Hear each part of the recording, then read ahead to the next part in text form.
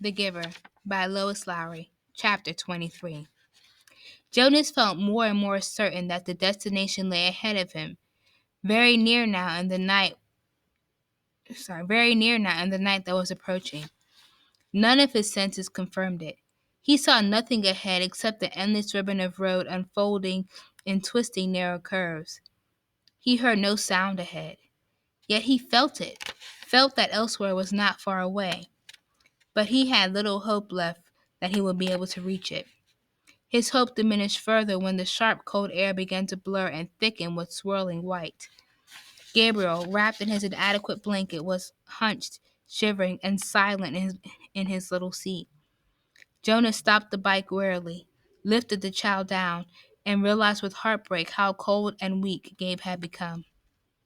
Standing in the freezing mound that was thickening around his numb feet, Jonas opened his own tunic, held Gabriel to his bare chest, and tied the torn and dirty blanket around them both. Gabriel moved feebly against him and whimpered briefly into the silence that surrounded them. Dimly, from a nearly forgotten perception as blurred as the substance itself, Jonas recalled what the whiteness was. "It's called snow, Gabe," Jonas whispered. "Snowflakes. They fall down from the sky, and they're very beautiful." There was no response from the child who had once been so curious and alert. Jonas looked down through the dusk at the little head against his chest. Gabriel's curly hair was matted and filthy, and there were tear stains outlined in dirt on his pale cheeks. His eyes were closed. As Jonas watched, a snowflake drifted down and was caught briefly for a moment's sparkle in the tiny fluttering eyelashes. Warily he remounted the bicycle. A steep hill loomed ahead. In the best of conditions, the hill would have been a difficult, demanding ride. But now the rapidly deepening snow obscured the narrow road and made the ride impossible. His front wheel moved forward imperceptibly as he pushed on the pedals with his numb, exhausted legs. But the bicycle stopped. It would not move. He got off and let it drop sideways into the snow. For a moment he thought how easy it would be to drop beside it himself, to let himself and Gabriel slide into the softness of snow, the darkness of night, the warm comfort of sleep. But he had come this far. He must try to go on. The memories had fallen behind him now, escaping from his protection to return to the people of his community. Were there any left at all? Could he hold on to a last bit of warmth? Did he still have the strength to give? Could Gabriel still receive? He pressed his hands into Gabriel's back and tried to remember sunshine.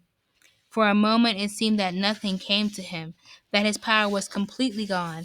Then it flickered suddenly, and he felt tiny tongues of heat begin to creep across and into his frozen feet and legs. He felt his face begin to glow, and the tense cold skin of his arms and hands relax. For a fleeting second he felt that he wanted to keep it for himself, to let himself bathe in sunlight, unburdened by anything or anyone else.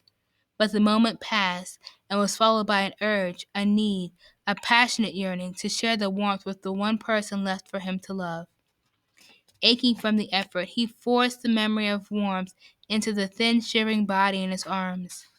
Gabriel stirred. For a moment they both were bathed in warmth and renewed strength as they stood hugging each other in the blinding snow. Jonas began to walk up the hill. The memory was agonizingly brief. He had trudged no more than a few yards through the night when it was gone and they were cold again. But his mind was alert now. Warming himself ever so briefly had shaken away the lethargy and resignation and restored his will to survive. He began to walk faster on feet that could no longer feel, but the hill was treacherously steep. He was impeded by the snow and his own lack of strength. He didn't make it very far before he stumbled and fell forward. On his knees, unable to rise, Jonas tried for a second time. His consciousness grasped at a wisp of another warm memory and tried desperately to hold it there, to enlarge it and pass it into Gabriel. His spirits and strength lifted with the momentary warmth and he stood. Again, Gabriel stirred against him as he began to climb. But the memory faded, leaving him colder than before. If only he had time to receive more warmth from the giver before he escaped. Maybe there would be more left for him now, but there was no purpose in if onlys. His entire concentration now had to be on moving his feet, warming Gabriel and himself, going forward. He climbed, stopped, and warmed them both briefly again, with a tiny scrap of memory that seemed certainly to be all he had left. The top of the hill seemed so far away, and he did not know what lay beyond. But there was nothing left to do but continue. He trudged upward. As he approached the summit of the hill, at last something began to happen. He was not warmer. If anything, he felt more numb and more cold. He was not less exhausted. On the contrary, his steps were leaden, and he could barely move his freezing tired legs. But he began suddenly to feel happy. He began to recall happy times. He remembered his parents and his sister. He remembered his friends Ash and Fiona. He remembered the giver. Memories of joy flooded through him suddenly. He reached a place where the hill crested and he could feel the ground under his snow-covered feet become level. It would not be uphill anymore. "We're almost there, Gabriel," he whispered, feeling quite certain without knowing why.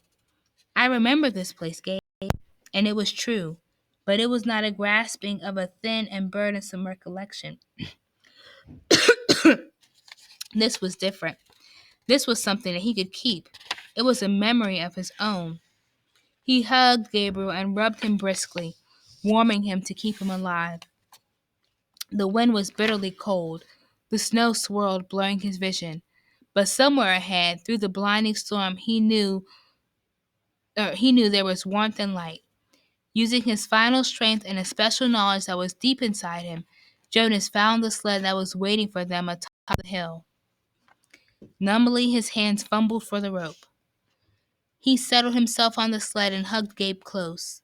The hill was steep, but the snow was powdery and soft, and he knew that this time there would be no ice, no fall, no pain. Inside his freezing body, his heart surged with hope. They started down. Jonas felt himself losing consciousness, and with his whole being willed himself to stay upright atop the sled, clutching Gabriel, keeping him safe. The runner sliced through the snow, and the wind whipped at his face as they sped in a straight line through an incision that seemed to lead to the final destination, the place that he had always felt was waiting, the elsewhere that held their future and their past. He forced his eyes open as they went downward, sliding, and all at once he could see lights, and he recognized them now. He knew they were shining through the windows of the rooms, that they were red, blue, and yellow lights that twinkled from the trees in places where families created and kept memories, where they celebrated love.